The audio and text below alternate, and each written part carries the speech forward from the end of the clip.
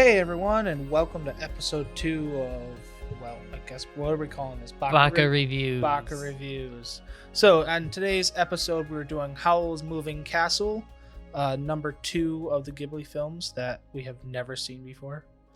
Ramen Cat had seen Spirited Away. Have you seen any other Ghibli films? I have seen Ponyo, and I've seen up to like maybe the 20-minute mark of Howl's Moving Castle. Okay. And then what about you, Weez? Have you seen any other Ghibli films? Nope, just Spirited Away and now Howl's Moving Castle. Okay, so you're just like me then. Yeah. Anyways, I am joined, of course, by Weez Hello. and Ramen Cat. Yo. And yeah, let's dive on in, seeing as this is on YouTube and we have to keep audience retention. Sploosh. So yeah, so Howl's Moving Castle. See, who's got a good synopsis of this? How about you, Weez? You got a good idea of what's going on? So I was a little confused throughout the movie, honestly. Yeah, I kind of was too.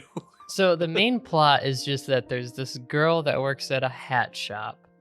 Her name is Hatter. Sophie Hatter, yeah.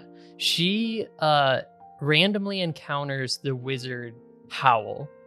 And because of the encounter, I guess, the Witch of Waste, who is fighting against Howl because of a lover's quarrel, I guess, attacks Sophie one night in her shop and puts a curse on her to make her old. Sophie's old. like a young... Yeah, she's like 18. Yeah. And she gets cursed to be like 90. So Sophie proceeds to wander out into the area where all the wizards are, called the Waste. hoping to find a cure, I guess. I don't know if she's trying to find a cure or she's specifically trying to find Howl. She's trying to find Howl. She's trying to find Howl, yeah. Because the witch also mentioned Howl. I don't know if she knew it was Howl in the beginning, though. I don't remember. Well, she knew. Okay, so I guess Howl's. So at the beginning, Howl's castle moves towards Sophie's town. Yeah, everyone is like, "Oh, it's Howl," you know. And some people are excited, some people are scared. And she knows it's Howl as well that saves her from like the soldiers. Did she? Okay. Yeah, because she talks to her sister. Right. And her sister's like, "Oh, don't fall in love with him, or else he's gonna eat your heart." Yeah. Okay. And Sophie's like, "Well, he only eats pretty girls' hearts." Yeah, which is kind of a theme in the movie, but anyways, it's a weird. It's got to do with the curse, and it's weird as far as I can tell. Yeah, it's a little vague, but anyways, Sophie goes into the waste and she meets a scarecrow dude, who she turnip head. She pulls out of the bush. This was one of my favorite parts of the movies, is her just talking to Turnip Head and being like, "I hate turnips." And then by the end, it's like, "You're not so bad for having a turnip as a face." Yeah. But anyways, the Turnip Head scarecrow is like a cursed person and just follows her around because she helped pull him out of a bush. And she eventually asks for shelter because it's getting like windy and she's old and it's hard for her to walk and stuff. And so this scarecrow like either brings the castle or just like kind of leads her in the direction or something. Eventually the castle comes walking next to her. So the Howl's Moving Castle, which is this famous giant mech steampunk machine thing. Yeah. And she jumps in the back of it and then meets Calcifer, who is a demon who is controlling the castle and is a fire demon who is chilling with Howl. A mighty fire demon, in his words. And he wants to break his contract with Howl, and he says if you can get the contract with Howl broken, I will free you of your curse. Mm-hmm.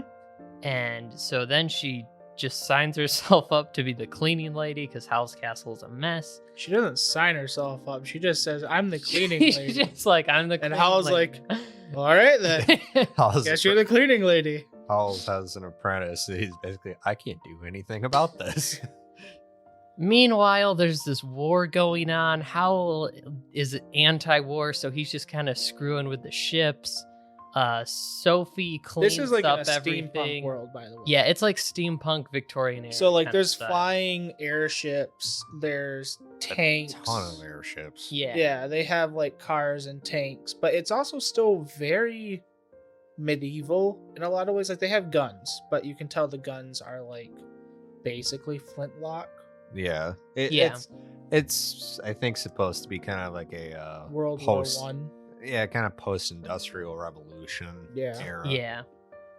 So yeah, anyways, he's doing that. She's kind of learning about it. She's still old, but she's cleaning.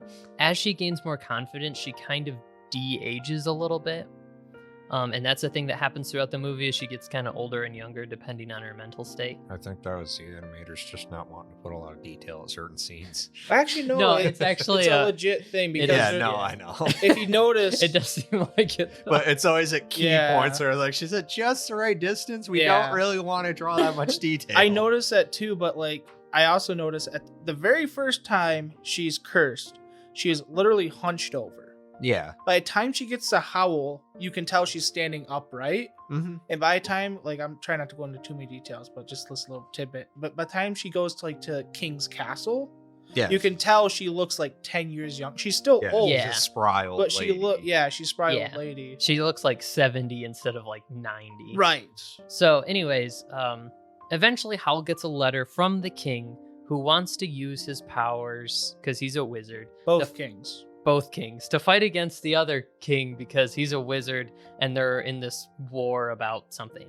Yeah, and he has multiple aliases and magic shops. All Yeah. over Oh, no, the that's world. what it is. He gets a contract from the one king, the king Mhm. that he's part of the land of, but as two different people. Yeah. Yeah. Because in the castle there is a magic door that you can turn a dial on and like go to certain places. Yeah. Which is pretty cool. Anyways, he asked Sophie, "Can you pretend to be my mother, go to the castle and say Howl is a loser that can't do anything, and then maybe they'll leave me alone." Yeah. So, and then he says he'll like hang out like near her. He'll hide near her to make sure everything is. There's going this well. grand wizard called Solomon, which is a like old lady type character. Yeah. And he's afraid of Solomon Yeah. specifically. He's a weird character. He's like very afraid of a lot of things. He's also very powerful. Yeah. He's got a contract with a demon. Anyways, the Witch of the Waste meets Sophie at the same time because they're both sent. They were both like supposed to be there to be in service of the king. They climb up these really long steps, which the Witch of the Waste is super overweight and isn't very physically fit. So she has a really hard time getting up the steps, which is a really long scene. Anyways, The dog. The The dog was great. then Sophie is helping the dog, who she thinks is the wizard Howl, but isn't. And so she's helping the dog up the steps. So they're both like struggling to get up there. Eventually the witch sits in a chair and gets fried by this like magical thing, and she loses all of her power. Sophie goes into a different area because she follows the dog, who leads her to Madame Solomon, who was Howl's teacher. But is also currently the head witch or wizard of the kingdom. Yeah. So she's trying to get Howl's support in the war effort. And part of the Oh. reason too for this why Howl doesn't want to do it is like all the witches and like sorcerers and stuff that go in service of the king, they like turn themselves into monsters, but they can't They turn lose their themselves humanity. Like Yeah. they forget Yeah. how to turn into a human. But it's weird though. I'm not trying to go into detail again, but he does the same thing to fight against the airships. I think it's mostly the thing is that he didn't want to be like a mindless drone working Right. for the king, and he also is against the war. He like hates war and stuff. Yeah. Very anti-war hippie dude. So anyways, she talks to Sophie, and Howl shows up, and they all like attack Howl. He grabs Sophie. The Witch of the Waste is clinging to Sophie because now she's like lost all her power and reverted to the age that she actually is because she's used magic to prevent that. Which, surprise, she's like the same age that Sophie was like It was cursed to into. be, yeah. So, and the dog just follows them. The dog is just kind of there for the rest of the movie. So is the Witch of the Waste. And the witch. But she's got more of a plot. She at has the a end. purpose. Well, The dog literally is there to flex on Madame Suleiman at the very end to say, look, it's a happy ending. yeah, and then laughs because the at her. dog was, I think, supposed to report back to Yeah. Sullivan because he's just at the end, just like, And the and dog walks away. was just like, they succeeded, lol. And then that was the end of the movie. So anyways, that's jumping ahead. But they escape. Sophie crashes into the ship, into Howl's Moving Castle. They what happens after that? They Howl goes and fights the big ship, and he's struggling. They eventually are, I don't remember. Well, what how- they were doing. There's a lot of detail. Basically, the ending of it is Howl, because he's finally so right. Sophie and Howl are kind of falling in love, and Sophie's basically always now her normal age because she's gained confidence either through learning what it's like to be old or just like learning to like love herself again. Yeah, she's except her basically- hair is still. Yes, her hair is now white, Yeah. which I don't know why. Maybe it's just artistic choice. But at the end, so Howl decides to move because he's running away from Solomon still. He Right, moves yeah. into Sophie's old hat shop.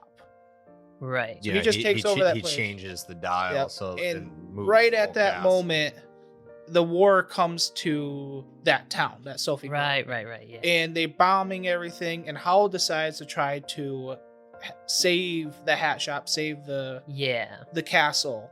And at that time there's a bunch of things that happen, but Sophie tries Sophie to gets in the castle and gets Calcifer to help Howl, I think, through Yes. the castle. move the castle castle. because she believes if she does that, then Howl will stop fighting the warplanes, the airships, Yeah. and come back because he's basically losing and turning into a monster at that point. Right. Because he has to turn into he turns into this bird creature when he goes out to mess with both sides of the war. Yeah. Yeah. But at the same time, he has the same problem as every other sorcerer and witch and starts turning into a monster. The only thing that keeps him is he's able to go back to the castle and take a bath, which helps like regenerate himself. and stuff. Yeah. You switched my potions. That is a cool scene. That was a cool scene. Anyways, we'll get into those details later. But at the very end, she's trying to move the thing. She ends up picking up Calcifer and moving him, and like destroys the castle, and then it kind of rebuilds it. And then they're like in this smaller version of the castle running, and eventually. The Witch of the Waste realizes that Calcifer and Howl had made a deal where Calcifer owns Howl's heart. Yeah. In the Witch of the Waste, for this whole time, the whole reason she even cursed Sophie is because she's looking for Howl's heart. Yes. So she grabs Calcifer, and basically the whole castle crumbles around them, and they crash. They're like running through the mountains, or the castle's running through the mountains, and they crash.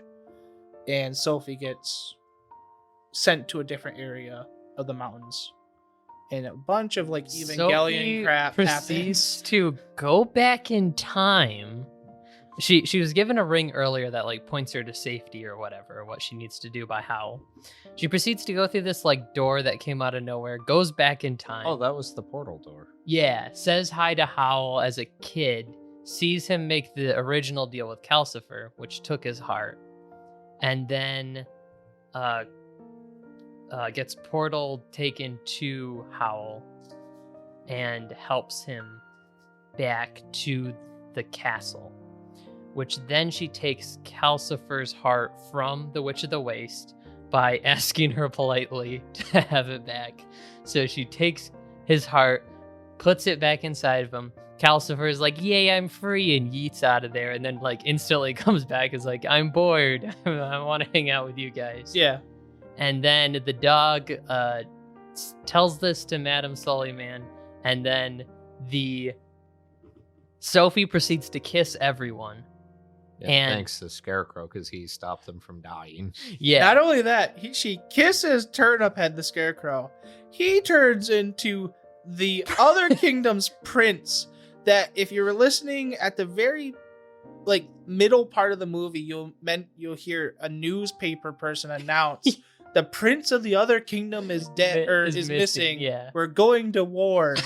And then as soon as Solomon realizes that the prince is there, Solomon's like, "Oh, I guess we're gonna end the war now." Yeah. Time to end this stupid war. And then the prince is like, "Yeah, I'm gonna go end the stupid war too. I needed a kiss from my true love, and he fell in love with Sophie." Yeah, the whole reason he was following her as the Scarecrow is because he found his true love and was trying to get her to kiss him. Yeah. It was kind of funny because it wasn't like, oh, I'm gonna be jealous about this. He's like, well, I'll just hope your heart changes. Bye. Yeah.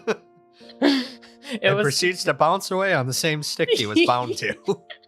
Yeah. Because I think he also was probably a magic wizard person. I think so he's everybody. Yeah. Anyways, that kind of came out of nowhere, but that's the ending. It is funny because Sophie kisses him, and then he's like, "I was cursed this whole time," and then proceeds to kiss everybody. I think this is a good time to go into more specific details. However, at the end, it wasn't no longer just a moving castle. It was a flying castle. Oh, it was a flying castle. I did say the very ending scene as we see the Witch of the Waste rocking her chair, the dog resting on a carpet, the kid Howl's doing apprentice something. doing something. You see Calcifer flying the ship, and then you see Howl and Sophie kissing in every romance movie. So they did fall in love in the end. Apparently there are sequel books to this because it's based off of a book, and they have kids and stuff. The books are supposed to take a much different turn though. They are, which I'll mention more later. But yeah, that's the whole movie. It's very interesting. Now go watch it for Let's yourself. let's go into general thoughts. Yeah. So, Ramen Cat, what do you think? I liked it. I honestly liked it more than Spirited Away. Okay.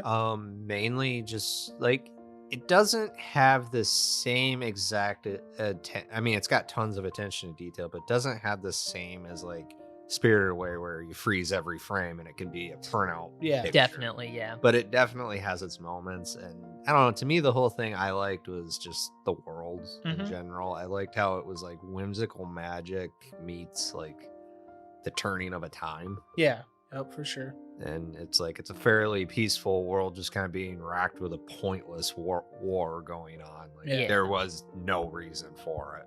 It's just humans being humans. Yep. But no, I liked it. I liked the kind of what I thought were some underlying themes of it. But okay. What about you, Weez? I didn't love this movie. No? I thought it was just fine. I thought Spirited Away was much better overall. And I did like the world building, and I liked the general story, but I never really cared about any of the characters. It was really hard for me to care about the characters and the plot. Cared about the dog. I cared about Calcifer. He was probably my favorite character. That's because it's Billy Crystal voicing him. I watched it in Japanese. Oh. What? Yeah. Okay. I actually want to talk about this because I'm coming to realization about something. Yeah. Anyways, yeah, that's pretty much it. I thought it was fine. I didn't think it was bad. I just think it's if Spirited Away is an S tier movie, I'd say Howl's Moving Castle is a high B tier movie. Really? Yeah. Okay. It could have afforded to be a little bit longer and flesh out the world. Yeah, I feel like they could spend a little bit less time with her just cleaning the house or walking up the steps and spend a little bit more time with what the heck is going on. Yeah, I could kind of agree. I don't know. My overall thoughts are I kind of think of this as a movie of the time. So it's made in 2004. Yeah. And a lot of people don't realize. So Spirited Away was made in 2001. Mm-hmm. And there's a lot that happened between 2001 and 2004. It was a changing of an era just in general. Yeah. So it definitely feels like a movie of the time, and it reminds me of a lot of the animated movies I watched around 2004. Yeah. So it definitely feels like it fits more in with like the animated movie kind of kids. Yeah. Like this isn't a kid meant specifically for kids, but it definitely feels more kid oriented. Yeah, I get what you mean. So Yeah, where like Spirited Away had like onion level layers of yeah. interpretation and stuff. Where this felt like it had a more straightforward plot, and like the plots they left vague. The reason they left vague is just because they didn't care about it. Mhm. Well, I don't know if it was necessarily that, because from what I was reading online, one part of this was Miyazaki was like heavily against at the time the Iraq or Yeah. Iran Well, I'm- invasion. That's not what I really meant by like they didn't care about certain aspect. What I'm saying is like, and that's one reason I meant it's a movie of the time, because I did read that as well. Yeah, there's some. It was big more of a patches that message they- movie Yeah. where Spirited Away felt much more like a piece of art. Yeah. Yeah, Where this feels more like I'm going to use my talents and my abilities to Time. basically redo a book into a theme to send out a message. Mhm. yeah. Which is not bad. I'm not saying it's bad. It's just No, it was- comparing it was the two. Just a different take from Yeah. it. And I think kind of the vagueness of the war kind of fits kind of his thing there of speaking out against like the war, because here it is, suddenly America's doing something. Yeah. And he didn't And- really even focus on the war. Right. Well, and that was kind of that thing, I think, is kind of this suddenly happened, and like none of the rest of the world really knew what was Yeah. going on at the time. Honestly, I think this movie would have been better without the war. I could Because see the that. I was kind of original- thinking that as well. Partially, the original book didn't have the war aspect. Yeah. That was completely added in. Yep. And so I do feel like it could have been better without that, because I felt like the characters, from what I hear, the book sounds pretty cool. I've heard like the adaptation is really good, and a lot of people like the movie more than the book. But like the book is mostly just Sophie and Howl like arguing constantly, and it's all from Sophie's perspective, so you don't really get the vibe that they like each other until like the very end of the book. Right. And then it kind of pieces together everything. Okay. And so, and it's partially like her, a big part of the book is her like self-consciousness about how she looks and stuff, Yeah. which I love her character design. Okay, hang on a second. I think we're gonna just But- go into more specific Yeah. details now. Well, yeah, sure. I'm trying to segment That's- this so I can edit it better. Yeah, Sorry. okay. So favorite yeah, this is kind of still an overall thought of just the general design of the characters. Okay, Is all fine. really good. Sophie's design is really good because she's supposed to be very plain. Oh, And yeah. she looks very plain.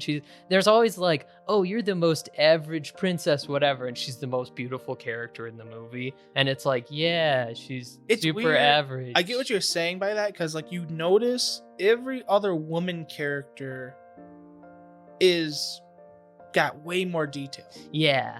Like compared to Sophie. Sophie's got like that. She could be generic harem isekai. Yeah. Like protagonist has- number 420. She's even more, she's brown hair, brown eyes, like very plain facial features. She's not hideous, she's not super beautiful. It's kind of like in Cinderella or whatever. Yeah. Cinderella gets picked on because she's like the ugly child or Yep. whatever, and she's like the most attractive person in the whole movie. So when like Prince Charming falls in love with her, it's like, yeah, whatever. But with her, it like her character design is so good because she fits that like super plain Yeah. looking character. And when she's old too, of course, she looks old. But Looks like a feisty old grandma. yeah, she is. Because that's basically what she is. But yeah, the book like focused on that more. The wizard Howl was in the book was from real world, this world. He like found a portal to the other world, He's and an isekai then protagonist. I was a Became- Full Metal Alchemist. then became a wizard, and then he like actually goes back and visits his family and stuff in our world every once in a while. Really? Yeah. Okay. I I thought wonder if that that's was what they really alluded cool. to at the Black Door.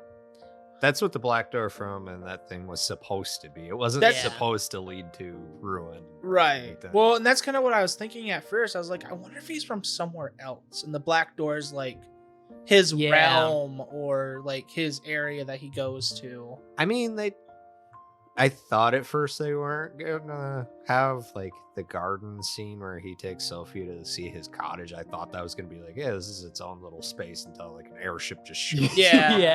Yeah. That felt a little forced because it's like, they're having a moment. Well, that moment's ruined. Yeah. Yeah. It was, yeah. I do feel like overall this movie would be better without the war because it does feel kind of forced and in there for no real reason. It's kind of like the main plot, but it's all in the background. Yeah. I would be interested to see what would have happened to this movie if it was made pre-2000s. Yeah. Like if it was made in the 90s, like as a Ghibli 90 film, Mm-hmm. I wonder if they would have stuck more truthfully to the book Yeah. and forego the war, because I don't know, what I've read so far, it really sounds like Miyazaki was really against the Iraqi war. Yeah. And that's why he didn't even really want to bring this movie to the States, because he thought it just wasn't going to do well in America. Yeah. Mm. So it's weird. So, anyways, we can move on to big standout favorite moments, unless anyone has any more overall thoughts. I think we said our overall thoughts pretty well. I think we can kind of better emphasize by going into details now. Yeah. First of all, freaking Christian Bale is Howl. Batman's a wizard. Batman is a wizard.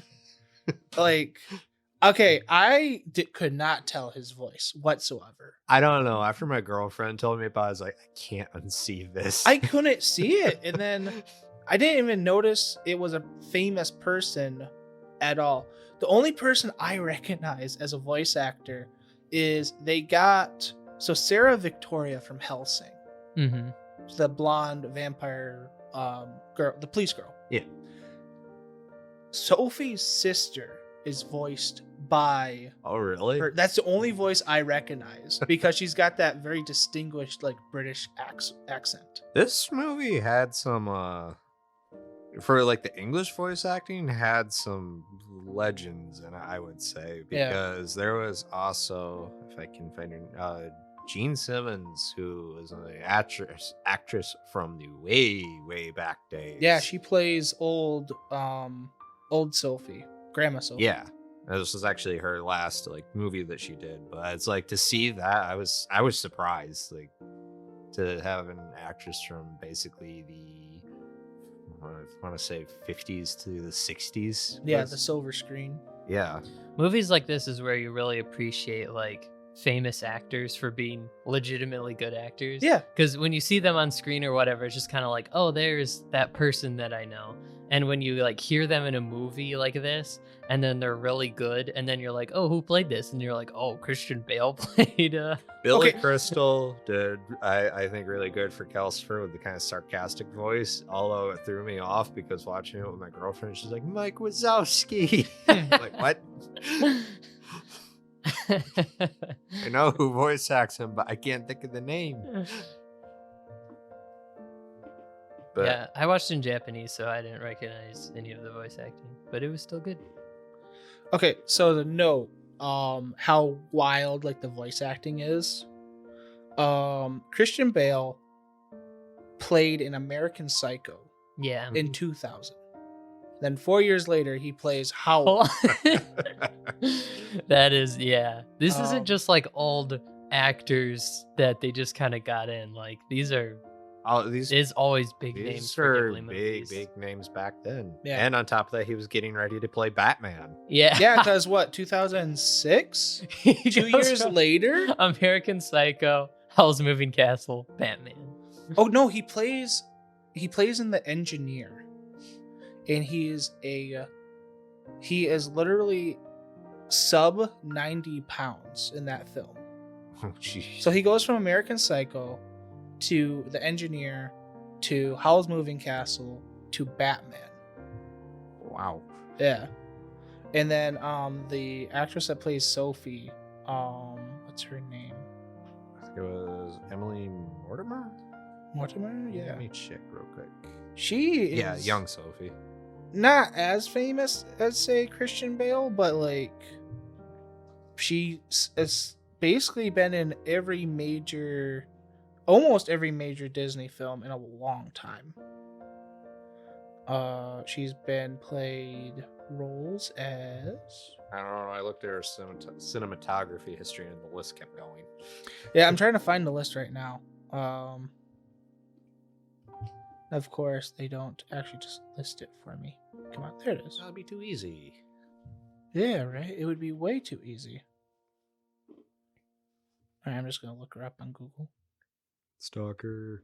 I'm trying to get a list. I can't read. I need a list. Oh, let's see here. Oh yeah, she played in Pink Panther in 2006. She played in Shutter Island. She played Mary Poppins. She plays A lot of stuff.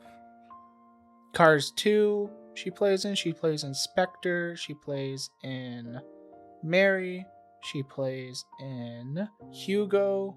She plays in there's a bunch of these. But anyways, so yeah, she's about just as famous as Christian Bale. So that's pretty cool that they got two pretty famous people to play. Yeah.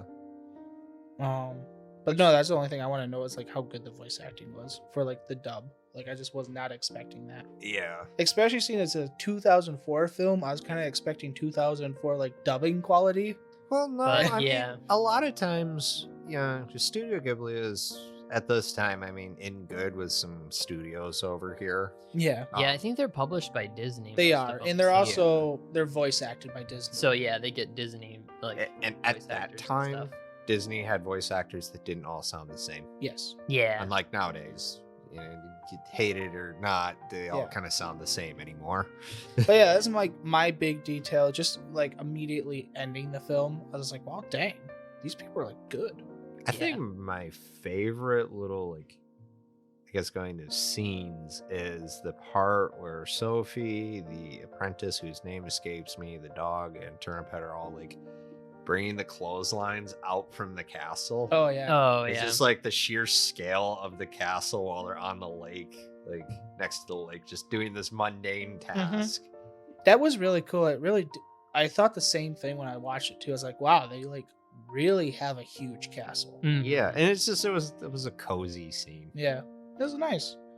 Like Um, and that I kind of was my thing. I wish the show would have went for is like super chill, just relaxed, cozy, and it did Yeah. for the most part. Like even the war didn't really feel ultra high tension or anything. No, not really. Yeah. It was just more, hey, look at this thing that's going on. I liked how the curse worked. I liked how all the curses Yeah. worked.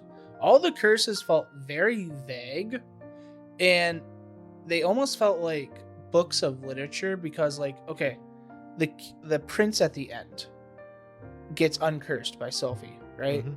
And then the Witch of the Waste is there. She's like, oh yeah, I know what curse you're under. Just like she's referencing some book that they both read together. Yeah. Like, Yeah. and then like every single time Howl saw somebody, he's just like, oh yeah, you got a pretty big curse on you. I Mhm. can't do anything about that. Yeah, like they knew automatically. Well, I mean, he does mention that they went to like an academy. Yes. Mm. Yeah. He went to the Royal Academy specifically. I think one of the things I liked about it too was just what I thought were some of the themes in it of like, don't be worried about your age. Yeah. That was a big one that I really liked because here is this girl who went from being young, and really, if you think about the way she acted already kind of old for her age. At Well, she 18. even said so. Yeah. She was just like, well, I guess you just kind of match your age now. Yeah, and she had a lot more personality when she was old. She had a lot more energy, you Yeah. know, and it just it's just kind of an analogy of just don't let your age get you. Mhm. Obviously, yeah, you're gonna have your injuries and stuff you've accumulated over life, but you don't have to be old for the sake of old. Yeah. I also loved in that moment, like when she first gets cursed. I'm waiting because it always happens in like Disney movies and stuff. She's gonna walk into the mirror, see herself in the mirror, and scream. And I was just waiting for her to scream. Yep. And she walks over there, looks in the mirror, and it's like, okay, don't freak out. I gotta figure this out. And I'm like, whoa. Then she walks into the courtyard, And walks boom. back to the mirror. Yeah. She's like, no, I'm still old. Like, I'm still old. Okay, don't freak out. Gotta figure this out. I like the thing. Well, I guess I fit my clothes now. Yeah. Yeah. I think one of the other and very subtle, well, there's a couple other themes I liked in there. There's a little bit, I thought, kind of a theme of humility. Mhm. Because like Howl's whole thing when Sophie like organizes all his like bathroom stuff and like suddenly his hair is no longer blonde because he didn't have the right potion. Mhm. He's like, what's the point of living if I can't be beautiful? It's like Yeah. he was just humbled at that point. Yeah. And that seems to be a big thing of a lot of like the Witch of the Waste and stuff, is their egos get the best of them. Yeah. Mhm. Not that that's a heavy theme or anything. Yeah, it is. And- I do wish it was explored more because it seems like a big theme for the main character too. Yeah. And I think the other thing I like, and so far this has been the second Ghibli movie that's kind of shown it, is kind of a theme of forgiveness, in the sense of, you know how in Spirited Away, like the giant baby and the weird familiar get turned back into whatever they were, Yeah. Mhm. and main character takes them along. They are no longer a threat, so there's no point in Right. viewing Yeah. them as a threat. They you start over. Mhm. And Sophie did that with the witch and essentially the dog too, of, well, they're no longer in danger, so why not just basically forgive them and just Yeah. they Mhm. need someone to love them too. Yeah. I don't know. I kind of took that. It felt odd to me. When you put it that way, it kind of makes sense that her mindset could have been like that. I don't know. To me, though, it almost felt more like plot convenience. It was, but I mean, it's just kind of like a sub theme, I thought Yeah. it was. And it seems to be a running thing with Ghibli movies. Yeah, I do like how the witch and the dog just kind of like clung to Sophie and then she got rescued by Howl. It wasn't like she purposefully tried super hard to bring them. Yeah. Like she did a little bit, but Howl was just like, oh, you got some stragglers, whatever. Yeah. It was cool seeing too, like with how the Witch of the Waste, because in the movie they mentioned how her heart was stolen by a demon of greed. Mhm. So she was greedy of, she wanted revenge on Howl, or to have his heart so that he loved her. But in the end, like when she gives Sophie back Calcifer, it's that it's kind of cool because it's like you see that kind of thing of greed be relinquished in a sense of she loves Howl, like actually does. Yeah. And she doesn't want to see Sophie like hurt him, where she says take good care of him. Yep. It's like, to me, it's like that was cool because people do fall into a greed and then they realize, oh, well, you're actually better for them. You can do for them what I can't do. Yeah. Mhm. That is pretty cool. Again, this kind of has the same thing as like the only thing that was truly bad in this film was the war itself, the overall idea of the war. And then I'd say maybe the next bad things were the wizards that basically gave themselves up to war. Yeah, they were Mhm. blindly following. Yeah, those were the only two bad parts. Like the bad characters. Like the Witch of the Yeah. Waste was technically a bad character. But like even at the end, she still has redeeming qualities. Yeah. she became part of their And, family. like- she was content to just Yeah. be. Solomon living was with chasing after Howl, but in a way she still wasn't even like the bad Yeah, guy. she like plays as an antagonist, but Howl is also like not a good person either. Yeah. Yeah. And I think it's Throws temper fits and stuff. yeah, he throws temper fits. I think it's more explained in the book too, how like much of a loser he is. It's kind of like alluded to in the movie, but it's not as clear of like how he just kind of runs around and does whatever he feels like, and Yep. he dislikes the war, so he just kind of screws with them. Like, Instead of trying to end it. yeah, he's not actually really doing anything productive. Yeah. He's just kind of lashing out because he's mad at them. So it is interesting how similar to Spirited Away, there's no real like main villain I noticed that and I liked it. I kind except of for like the war yeah. itself.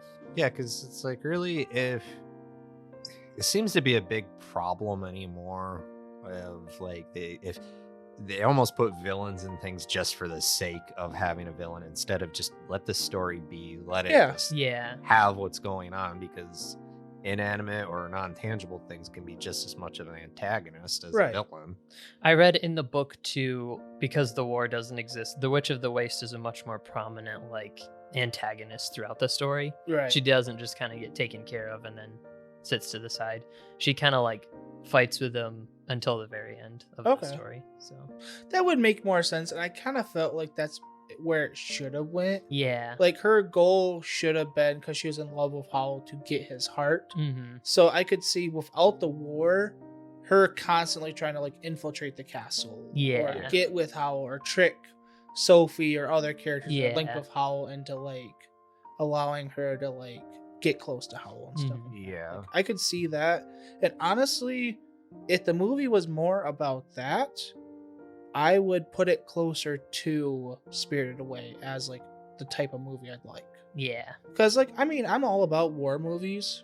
I'm all about movies that are about war and have violence. I'm not against that. It's just more like I'm more against movies that have a message in it that takes over the plot. Mm-hmm. Yeah. And I mean, I don't think they actually did this with this movie. I don't think they did it in a really bad way. I just think they did it enough that kind of deludes it from being like close to a perfect movie. Yeah. It wasn't like a super in your face war is bad kind of thing. Yeah. It was just kind of like in the background, but that kind of made it worse to me because it didn't seem to like settle where it wanted to be. Yeah. This is kind of like the reverse of when there's like an action movie where there's like an awkward romance plot that nobody really cares about that's kind of like shoved in there. There needs to be more exactly romance. This is the action. This is the opposite. It's like it's a romance story that there's like this war subplot that's kind of like thrown into it. Was anybody... So I have never seen much, if anything, about Howl's Moving Castle, except for the castle and that Howl turns into a bird. I was actually blown away that half the time Sophie was old. I had no idea that was even part of it. Really? I was just like, whoa, okay. I was surprised too. I was waiting for her to get cured throughout like the whole thing. Yeah. And I do like the thing of that she's not... The curse is like... She has to gain confidence in herself. Yeah, the curse is dependent on her. So nobody can fix it. It was cool how they alluded to that as well, because Howl looks in on her sleeping and she's normal. Yeah. But as soon as she wakes up after that, she's old again. Yeah. It's like she has to be conscious of herself. Yeah. For the effect to happen. And Howl doesn't even mention it because I think he realizes what type of curse. Howl does know that she is a 18-year-old. She's not super old. Yeah. He met her But at the beginning of the he movie. doesn't know who she is. Right. Like because the witch cursed, one of the curses the witch put on Sophie, at least I think this is at least in the book, but I think it's supposed to be in the movie too, is that she can't be like recognized by him, and she also can't tell him who she is. She can't tell anybody. Yeah. Because that's where she starts her whole cleaning spree, because she gets mad that she can't mention. Yeah, to the kid. Yeah. Asshole, what's wrong with you? So she basically just curses off the Witch of the West and starts cleaning because she's mad. Yeah. Which, I don't know, it sounds like something I would do. As far as I've done that before. Tripped over something in my room and it's like, that's it. As far as moments go, the cleaning was really satisfying to watch because it's such like a wreck. That also is part of Howl's character that I like. He's not like, he's super messy, just kind of all over the place. It's weird though, he's messy because he chooses to be. Yeah. When they move the castle, it's pristine. Yeah. That's probably why he doesn't clean it. Because he just like remakes everything and then it's like, okay, we're done.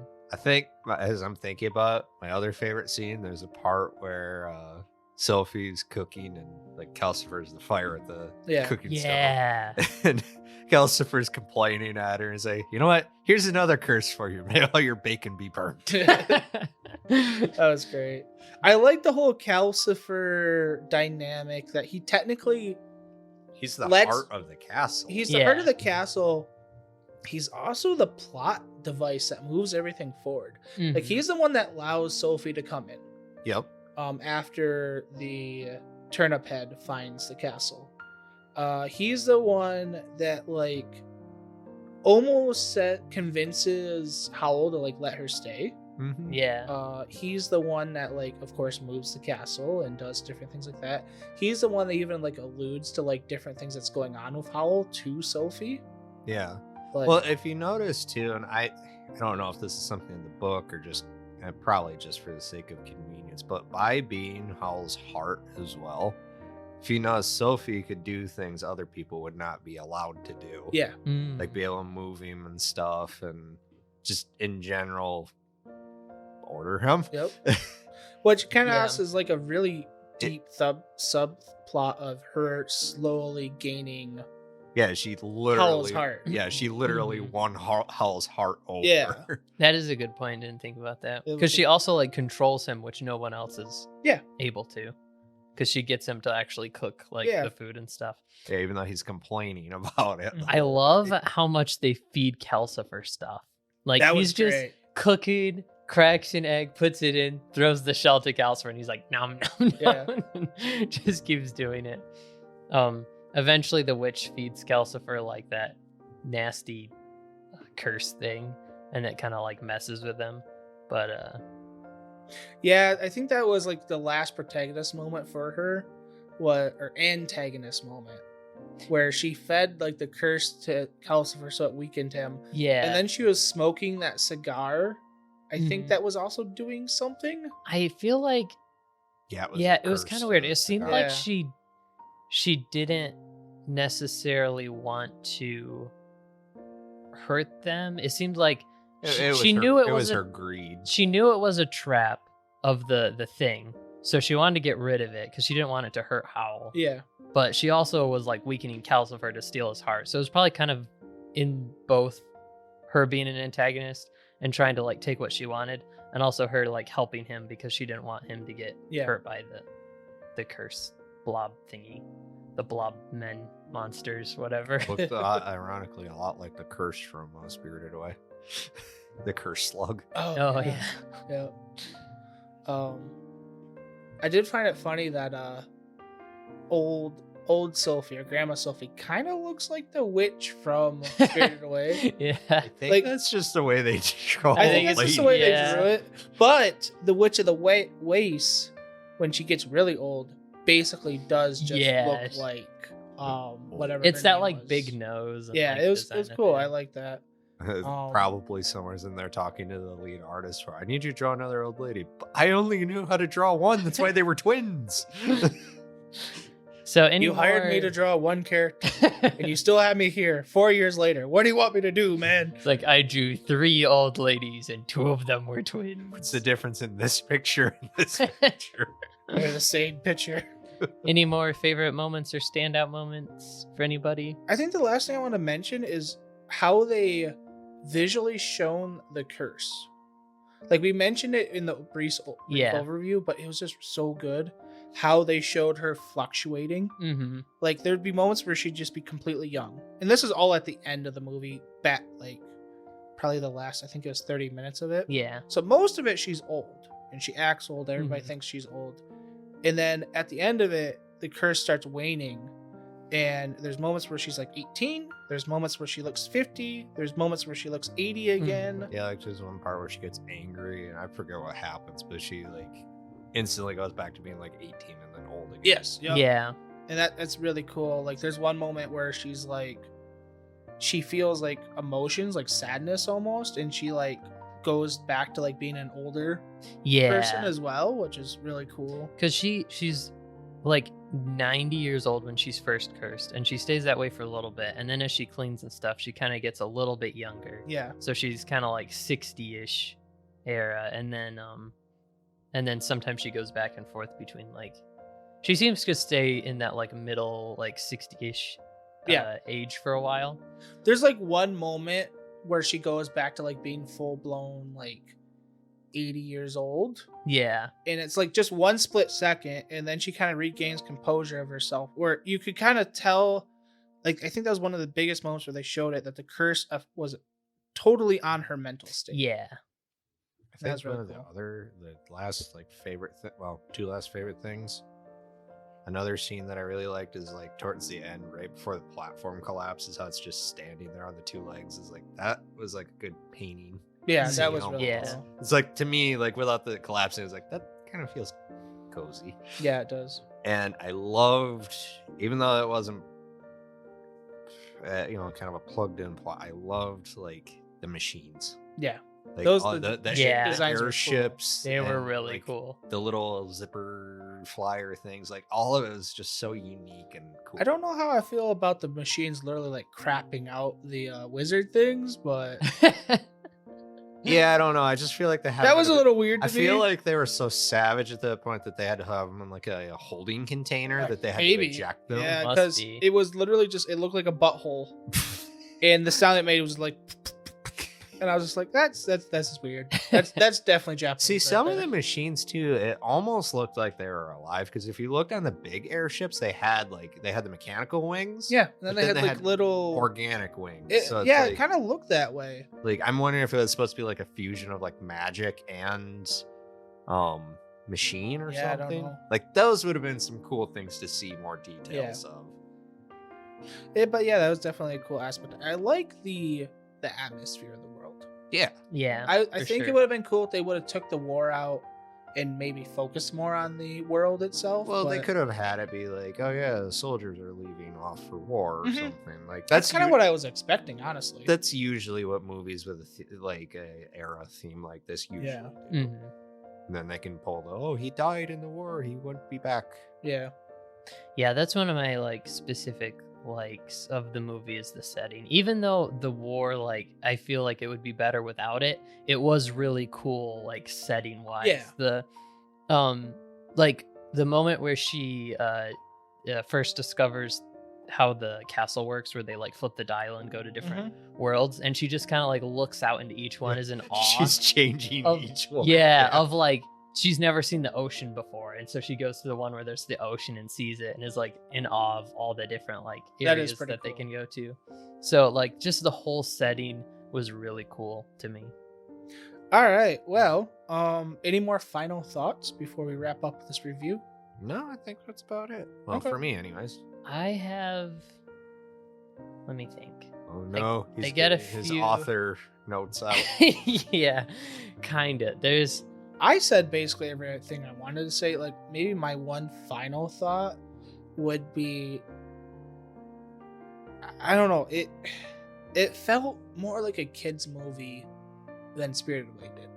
And yeah. to me, with the message of the war plot in the kids movie, I don't think it could ever stand up to the first Ghibli film I watched, which was Spirited Away. Mhm. So I'm not saying it's bad. It's not. I want everybody to watch this. It's one of those things you watch Spirited Away, just watch the rest of them with more Mhm. like, okay, this might not be up to par. of Yeah. this. Yeah. Because Spirited Away, they were like, this was the ultimate animators, just like Yeah. showing what they had. Yeah. I almost kind of wish we wouldn't have to watch that one first. Yeah. I know Spirited Away is kind of like the pinnacle. Like most Yeah. people consider it the greatest. Well, now we like- descend the Ghibli pyramid movie. into the pits of Hades. All the way down to Earwig. So it is hard. It is. No. It is hard not to compare this to Spirited Away because it's the only one I've watched Oh, before. Yeah. When we get to And- Earwig, I'm comparing everything of the animation up against Spirited Away.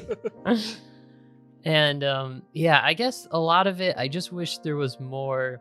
This one's much more plot centric than Spirited Away, where the plot, like the things that happen, really matter to make sense. Yeah. And a lot of it was like the prince just kind of comes back out of nowhere. It's not emphasized that he's important whatsoever, except Yeah. for that like really short thing mentioning him, and you forget Hear ye, about hear ye, it. the prince is missing. We're gonna go to Like war. it's a long movie too, so you Yeah. forget about the prince once you get to the part where the prince comes back, and then you're like, who's this guy? And it's like, I can end the war. I had totally forgotten why the war was going. I'm just Yeah. like, they're just bombing I each just other. figured it was a war because it was a war, and countries are like, I want your land or whatever. Yeah. So they start dropping bombs on it, which I don't know. I thought it was just because one used wizards and one didn't. I don't know. I don't know. Turns out So- they all used wizards. Yeah. So it's just like the dude's like, oh, good, I'm back. Now I can go stop the war. It's like, you had the power to do that? I vote President Turnip Head. So I do. Turnip Head would get stuck in a bush. before he could get to the White House. Mr. Prince would somehow get cursed into a turnip head before he got to the White House. This is kind of what I was expecting when going to watch Ghibli movies, of like the old style where things kind of just don't always fit super well and you have to super read between the lines. And I don't like that kind of storytelling because it just feels kind of like... You played Elden Ring. I was just thinking the same thing. Elden Ring's that very is different. reading between the lines with a magnifying glass on another magnifying glass to read that little ink. I just watched a 15-minute video about one image for the Elden Ring DLC. To be fair, Elden Ring is a role-playing game, so you can create the story around your character as you want. That's what they want you to think. I know. Anyways, that's what I like about an it. Elden Ring. Yeah, that's what I We're like not gonna about talk it. about that. Is it's vague enough where you can make it up. This, I don't want to watch a movie and have to make up what happened, because it just feels like It's called Bring Your Own Elden Ring. this prince just shows up, ends the movie, and there's like almost zero lead up to this. Here's your thing to answer. He might not have made it back. He could have got stuck He jumps in and then he's another like, bush. wait a second, I'm not magic anymore, and just falls and dies. I will. Okay, this The war just popped into my continues. head of one final thing that did make me like this movie. Is I see a lot in this what inspired the anime Ancient Magnus Bride. Okay. Ainsworth, or whatever his name is, not Ainsworth. The main character is a lot like Howl in the fact of, while Howl has no heart and acts childish, the main character in Ancient Magnus Bride acts childish because he doesn't know what it's like to be human. Oh, okay. While the secondary character in Ancient Magnus Bride, Chisei, is kind of that thing of she has no personality. Now, like in her case, it's because of trauma in her life, but it's her kind of learning to be more human. Gotcha. You know, and kind of like with this, like Sophie's learning to be more of a person rather than just a stick in the mud. Yeah. So and I can see where that inspiration might have come from for Yeah, that makes sense. a stick in the mud, just like the scarecrow guy. It's all connected. No, that's a stick in the bush. All right. So, anyways, my last two things I have is I wish there was more of Howl, because I feel like I never really understood him at all. I don't know. Like- His hair turned orange. He turned into He goo. turned I into understood. goo. I understood the character perfectly. Like, I get that he's like this wizard and has all these powers and stuff. I didn't understand why he did like anything that he did. Like, I don't understand why he was okay with because he can. what's her name being there. And I just kind of wish there was more time with him, because he is a very chaotic, like all over the place kind of character, which is fine. I just wish there was more time to like understand him, because at one point he seems very like reserved, powerful, and because she's like cleaning and Calcifer almost dies because she's just like, I need to clean this. yeah. And then he's just like, please take care of my friend. Please don't make my friend suffer, as he like lights the fire again. And he's like very serious.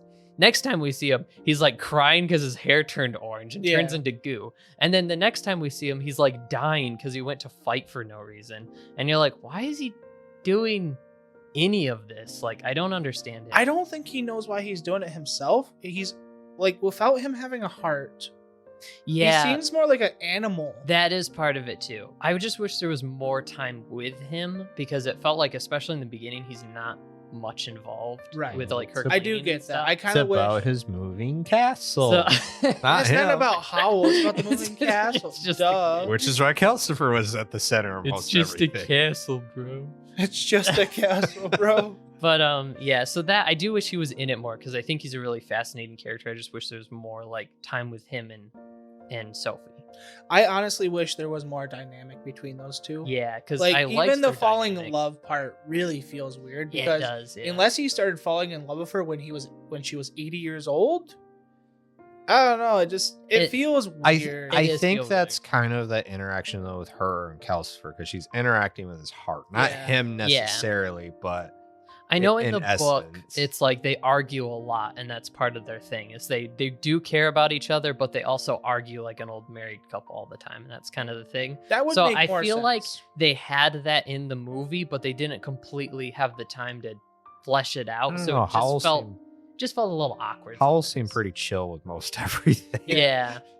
The last thing is just I didn't really know how to feel during the movie.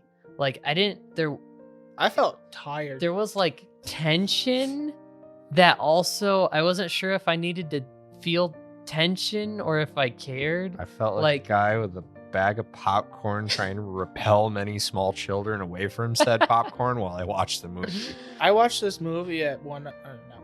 I watched this movie at 11 o'clock last night after working on my car for 6.5 hours. I was eating popcorn and just watching the pretty colors go by. It doesn't realize his bag was laced with LSD. Dang, this is a cool movie. I mean, that's kind of one of the my complaint about it is that even if in that mood, you should get like sucked into the world. Oh, I And did. I love the still, movie. like, it's still like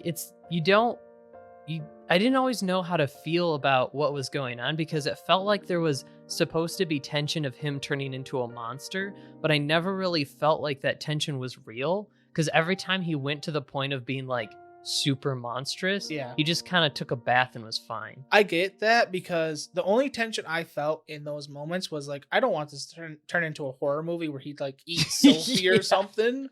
Like that's the only thing I was Like worried he's about. turning into a monster at the very end fighting the guys, and it's Yeah. like he does that like every time. Yeah. So I don't know But the if difference was at the end, he actually destroyed the ship. He never destroyed them before. He just messed with them. Yeah, but Guess. still, it was just kind of I don't know. It was kind of weird. Like I didn't care about him messing with the enemy ships either. Like, you young people desensitized. Desensitized to what? it was just To war? it was just hard to care about a lot of it because it was so vague. Yeah. Sometimes. Yeah. I get that. And a lot of anime movies suffer from that, I think. Like, at least from the ones I've seen, they do. I've It- noticed from the anime movies I've watched, the endings are always kind of odd. They're rough, Yeah. usually. I get you don't have to spell out everything, but just like enough, just a few characters making, I never really bought into why Sophie just started cleaning the castle. Yeah.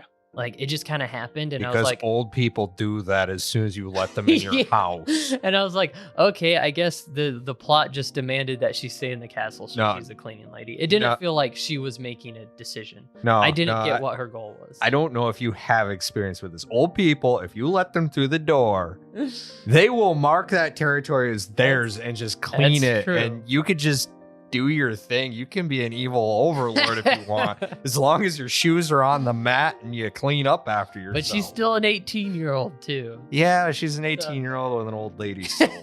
That is true because like she doesn't go out with all the other girls. Yeah, she Yeah, didn't even go with that's her true. mother on a trip. That's Yeah. true. She just went to go visit her sister. Yeah. That's it. But still, it's just like That's what old people do. Yeah. That's actually one thing if you think about it. Everyone was living their lives. Mhm. She wasn't. Yeah. yeah. Which is I a think big that's part, of the plot. plot. Yeah. Of like she finds her place. Completely missed. She finds her place in the castle. Yep. I just don't think it was satisfying how she did because she just walked in and was like, "This is home now." And I don't know. it's It felt like every other old lady were just like, Like, "Oh, you own this oh. place now? Okay. like, okay. You want to pay rent?" I don't think Weez interacts with many old people. No, not really. I used to, and then yeah. Anyways. Till he pushed them all out the castle. Anyways, I think that was a good way to Yeah. end it. It's not perfect, but it's a pretty darn good one. Yeah, it is fun to watch. Yeah. As a fan of steampunk and magic stuff, I liked it. I give it 8 flutter hummingbird planes out of 10. I give it like a 7. A 7. Yeah. Give it a 10 out of 10 like I do everything, whether I like it or not. Fair enough. But you're like His my IGN. anime list is just all 10. So You're you like can't organize IGN. It's anything. like this is way better than this movie in every perceivable way, but this is 2 years later than it came out, so 6 out of 10. Yeah. But yeah, I think that's about it. Hopefully you guys liked this review. If you haven't seen any Ghibli films, this is a pretty good one to start with. But Yeah, it's pretty good. We enjoyed it. Our next movie. What is our next movie we're gonna watch? Is it Ponyo? Ponyo. Yes. I think it is I'm Ponyo. declaring it now. I have a Okay, list sure. somewhere. or was it Princess Mononoke? You I'm want weird looking and it up. you want weird and obscure Ponyo. It is will be- Ponyo and then Princess Okay. Mononoke. Ponyo will give you weird and obscure. Ponyo. And then after that, we're gonna watch Spriggan, which is not a Ghibli film. what? Yeah. Where are we gonna find Spriggan? We're gonna pirate it. It's probably you can probably like rent it. Probably can. That's what it And we're is. not talking Howl's movie Spriggan like castle. the Netflix series. We're talking Spriggan like probably one of The 84 movie. yeah, like Yeah. some of the coolest like battle animations ever. And then we're gonna go to Akira, Paprika, and then the Fist of the North Star. Wow, we're getting hit with 2 depressing movies right in a row. We might change those up. What are you talking depressing? Spriggan and then Akira. Spriggan's depressing? I don't know. List is subject to change. Yeah. Okay, we might. But be. Anyways, I was for- trying to give a sneak For peek. next week, if you want to like watch the movie and then listen to our review, Watch Ponyo. watch Ponyo. I'm 2 afraid weeks. Ponyo is gonna be sad. Is 2 Ponyo weeks. sad? No. Okay. Ponyo is bright and cheerful. It's got Liam Neeson in it, so Yes. it could go both ways. Yeah, well, so Let's if just you say his daughter's missing and he has a certain set of skills. my name is Ponyo. That only a Japanese animator could. So yeah, watch Ponyo and you can follow along with our thing, and we'll keep giving updates of what we're gonna watch next. Yeah. Either if it's a movie or if it's a TV show. Let us know if there's a movie or TV show you want us to watch and review. Also, let us know your favorite moment from Howl's Moving Castle. Yes. And did you watch it as an adult or a kid? Because I'm kind of curious. Like, how many people actually watched this around 2004? Probably a lot. I Yeah, remember it probably being a lot. anchored I think so. to a lot of advertisements in Disney movies. Yeah. Anyways, that's about it for Baka Reviews by Baka-Talk Studios. You can check out the YouTube channel where we have a podcast, we have gameplay videos, and eventually other stuff as soon as I can do that other stuff, or we can do that other stuff. Remember, hit like and subscribe, and yeah, you can check out the podcast at anywhere podcasts are sold. I have been Sir Boom, the main host, and I'm with Wheeze, Hey. and I'm also with Ramen Cat. Hello. You guys got anywhere you can be found?